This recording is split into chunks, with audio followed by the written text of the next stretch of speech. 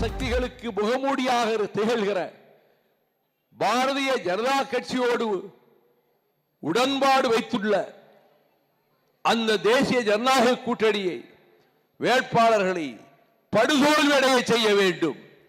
Deposit மிஞ்சக்கூடாது. இந்த உறுதியை நீங்கள் எடுத்துக் கொள்ளுங்கள்.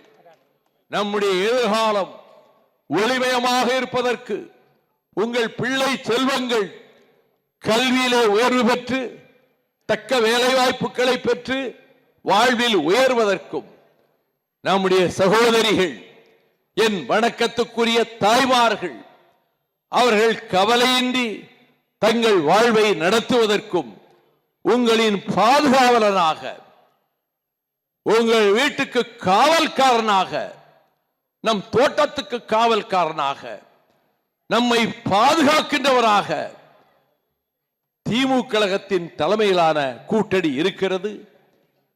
இதற்கு இடையில் திடும்பிரவேசமாக ஓரிருவர் நுழைந்திருக்கிறார்கள்.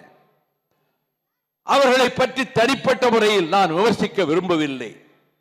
ஆனால் அமெரிக்காவிலே 1984 ஈழத்தமிழர் மாநாட்டுக்கு நான் சென்றிருந்த போது அந்த நாட்டின் பிரதான கட்சிகள், ஒன்று ஜனநாயக கட்சி, ஒன்று குடியரசுக் கட்சி, அந்த கட்சிகளின் மாநாட்டுக்கு நான் போனேன். வேட்பாளராக நிற்பவர்கள் வரிசையாக வந்து பேசினார்கள். ஒவ்வொரு வேட்பாளராக விண்ணப்பித்தவரும் 3 நிமிடம் அல்லது 4 நிமிடம் பேசினார்கள். என்ன பேசினார்கள் தெரியுமா? நான் திடுக்கிட்டு போனேன். அந்த வேட்பாளர் சொல்லுகிறார், என்னுடைய பெயர் என்று அவருடைய பெயரை சொல்லிவிட்டு, நான் ஒரு ஒழுங்கான குடும்பம் நடத்துகிறேன், எனக்கு ஒரு மனைவி இருக்கிறாள், எனக்கு 3 பிள்ளைகள் இருக்கின்றன, ஒரு கட்டுக்கோப்பான ஒரு இல்லறத்தை, குடும்பத்தை நான் நடத்தி கொண்டிருக்கிறேன், என்னை இந்த தேர்தலில் வெற்றி பெற செய்யுங்கள். ஒவ்வொரு வேட்பாளரும் இதை தவிர எதுவும் பேசவில்லை.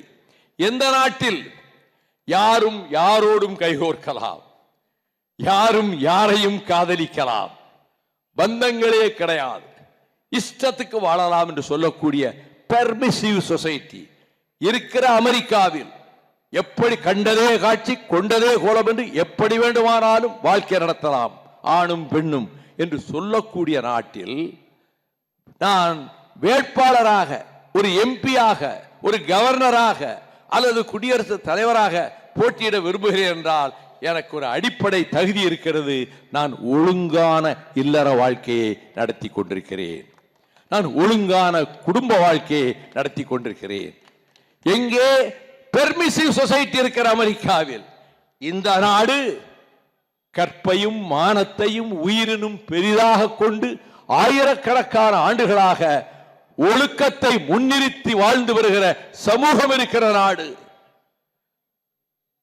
இல்லத்து அரசிகளும் அந்த இல்லத்து அரசர்களும் ஒருவருக்கொருவர் அன்பு பாராட்டி அந்த வாழ்க்கையிலே வேற்றுமைக்கு இடம் கொடுக்காது மழலை செல்வங்களை பெற்று அந்த குழந்தைகளை பாசத்தோடு வளர்த்து அவர்களுக்கு கல்வியும் அறிவும் சுயமரியாதையை ஊட்டி இனிய குடும்பங்களை நடத்துகின்ற தமிழ்நாட்டில், கண்ணகி பெருந்தேவி உலவிய தமிழ்நாட்டில், காரைக்கால் அம்மையார் உலவிய தமிழ்நாட்டில், வீரத்தாய் வேலுநாச்சியார் உலவிய தமிழ்நாட்டில் எப்படியும் வாழ்க்கை நடத்துவேன், யாரோடும் செல்வேன், யாரோடும் கரம் குறுக்குவேன், யாரோடும் மேடைக்கு வந்து நிற்பேன் என்று சொல்லக்கூடிய அந்த அபாயம் நேர்ந்திருக்கிறது.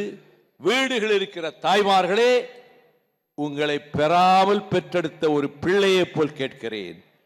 இந்த தமிழ்நாட்டுக்காக, தமிழ்நாட்டின் மானம் மரியாதை பெருமைகளை காப்பதற்காக, தமிழர்களின் உரிமைகளை காப்பதற்காக, செந்தமிழ்நாட்டின் வாழ்வாதாரங்களை காப்பதற்காக, சாதி சண்டை கூடாது, மதச்சண்டை கூடாது, சகோதரத்துவம் தழைப்பதற்காக 62 ஆண்டுகளை வாழ்க்கையிலே அர்ப்பணித்த இந்த தமிழ்நாட்டின் வேலைக்காரனாக, இந்த தமிழ்நாட்டின் தொண்டு ஊழியனாக உங்களிடம் கேட்கிற அனைத்து தகுதியும் அடியேன் வைகோவுக்கு உண்டு என்ற அந்த நிலையில் உங்களை தாழ்வணிந்து கேட்கிறேன். தவறான முடிவுகள் செய்து விடாதீர்கள். நாசமாக போய்விடும் தமிழ்நாடு. பாழாகி போய்விடும் தமிழ்நாட்டின் எதிர்காலம். எனவே இந்த சமையல் எரிவாயு பிரச்சனை மட்டுமல்ல, இன்று ஏராளமான அபாயங்கள் வரலாம். நாம் வஞ்சிக்கப்பட்டிருக்கிறோம். இந்த என்டிஏ ஆட்சி காலத்திலே இந்தியாவிலேயே வஞ்சிக்கப்பட்ட மாநிலம் நமது செந்தமிழ்நாடு தான். எய்ம்ஸ் வரும் என்று 2 வருஷத்துக்கு முன்னால் சொன்னார்களே, செங்கலை எடுத்து வைத்ததுதானே மிச்சம். மற்ற மாநிலங்கள் எல்லாம் எய்ம்ஸ் வந்துவிட்டதே. நமக்கு நிதி கொடுப்பதில்லை, போதிய திட்டங்களை ஒதுக்குவதில்லை. சொற்ப நிதியை கொண்டுதான் நம்முடைய மாண்புமிகு முதலமைச்சர் தளபதி ஸ்டாலின் பிற மாநிலங்கள் மூக்கின் மேல் விரல் வைக்கக்கூடிய அளவுக்கு சாதனைகள் நிறைவேற்றி, வேறு எவரும் இந்த சகோதரிகளை மகளிரை பற்றி கவலைப்படாத காலத்தில் நீங்கள் இனிமேல் காசு பணம் எடுத்துக்கொண்டு பேருந்துக்கு செல்ல வேண்டாம். விரும்புகிற இடத்துக்கு நீங்கள் போய் வரலாம். உங்கள் பிள்ளை செல்வங்கள், பச்சிளம் குழந்தைகள் பட்டினியோடு பள்ளிக்கூடத்துக்கு போகிறதே, நான் என்ன செய்வேன் என்று கைபிசைந்து நின்றீர்களே, அந்த நிலையை மாற்றி அவர்களுக்கு காலையிலேயே வயிறார நல்ல சிற்றுண்டியும் கொடுத்து, அவர்கள் நலனில் ஒரு தாய் தகப்பன் எடுக்கிற அக்கறையை போல அக்கறை எடுத்து தமிழ்நாட்டை பரிபாலனம் செய்து கொண்டு வருகிறாரே, அந்த திருமகன் தொடர்ந்து முதலமைச்சராக வருவதுதான் தமிழகத்தை பாதுகாக்கும் என்பதை நீங்கள் மனதில் கருதி, மாய தோற்றங்களுக்கு, மாயாஜால காட்சிகளுக்கு, கண்கட்டு வித்தைகளுக்கு உங்களுடைய வீட்டு பிள்ளைகள் பலியாகிவிட வேண்டாம்.